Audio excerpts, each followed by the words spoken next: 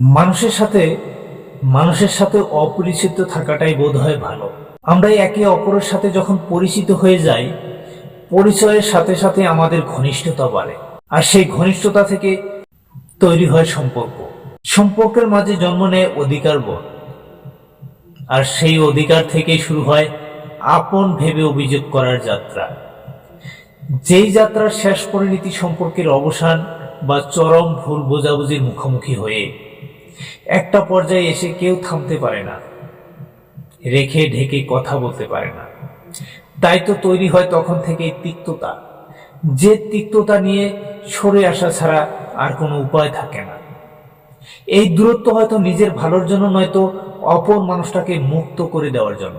কারণ কাউকে ধরে রেখে যন্ত্রণা দেওয়ার অধিকার থাকলেও যার প্রতি আন্তরিকতা থাকে তাকে সেই জ্বালা দেওয়ার চেয়ে মানুষ সব কিছু ছেড়ে ছুড়ে আসতে বেশি স্বাচ্ছন্দ্য বোধ করে। এক সময় মানুষটা হয়তো সবচেয়ে প্রিয় ছিল, তার সাথে কথা না হলে পেট গুড়গুড় করত, সুন্দর বিকেল ফাঁকা লাগতো। হয়তো আজও সেই প্রিয়ই আছে, কিন্তু সময়ের পরিক্রমায় আজ কেউ কাউকে আর পরিচিত নামে ডাকে না, বলতে পারে না আরে আমি চিনি তো তাকে।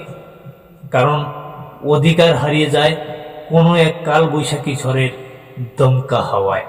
পরিচিত হলেই ভয় থাকে অপরিচিত হওয়ার, কাছে আসলেই দূরত্বের দুর্যোগ মাথার উপর ঘুরতে থাকে, আন্তরিকতার অপর পিঠে লেগে থাকে তিক্ততা। তাই এত ভয়, এত সংশয়। একটু কাছে আসা নিয়ে, একটু আন্তরিকতা প্রকাশ করা ঘিরে সামান্য পরিচিত হতে গেলেও কখন না ভেঙে যায় দেয়াল, কখন না ভেঙে যেতে হয় নিজেকে, ভাঙতে হয় তাকে। এর চেয়ে অপরিচিত হয়ে বেঁচে থাকা অনেক সুন্দর।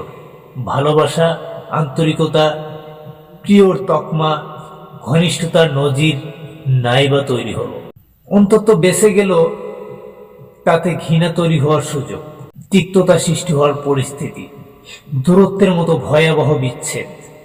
থাকুক দু একটা কথা, গায়ে লাগুক অপরিচিতর তকমা, না জুটুক কারোর ভালোবাসা, তবু অপরিচিত হয়ে বেঁচে থাকা অনেক সুখের।